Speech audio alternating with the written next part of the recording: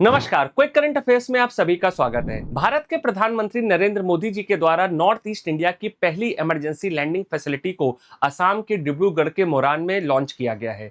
ये जो हमारी इमरजेंसी हवाई पट्टी होगी, इसका इस्तेमाल भारतीय वायुसेना के द्वारा अपने विमानों को टेक ऑफ और लैंडिंग के लिए इमरजेंसी सिचुएशन में किया जाएगा। डब्ल्यूएचओ के द्वारा पोलियो की रोकथाम के लिए एक नई ओरल वैक्सीन NOPV2 को यानी कि नोबेल ओरल पोलियो वैक्सीन 2 को लॉन्च किया है। ये दुनिया भर में जो पोलियो की हमारा आउटब्रेक्स हो रहा है उसको रोकने में कारगर होने वाली है। गुजरात की सरकार के द्वारा उदय कोटक को Gujarat international financial tech city company limited का नया चेयरमैन के रूप में नियुक्त किया गया है। आंध्र प्रदेश की विधानसभा ने AI का यूज करके डिजिटल अटेंडेंस सिस्टम को लेकर के आए हैं, जिससे कि जितने भी हमारे सदस्य हैं विधानसभा के, अब वो अपनी अटेंडेंस को AI बेस्ड इस अटेंडेंस सिस्टम से ही मार्क कर पाएंगे। इससे जो प्रॉक्सी अटेंडेंस का जो हमारी दिक्कतें होती थी उससे हमें निजात मिलेगी। नई दिल्ली के भारत मंडपम के अंदर भारत बोधान AI कॉन्क्लेव का आयोजन किया जा रहा है। तो भारत बोधान AI कॉन्क्लेव एक ऐसा कॉन्क्लेव है जहां पर कृष्णिक बुद्धिमत्ता का प्रयोग कैसे हम शिक्षा के विस्तार के लिए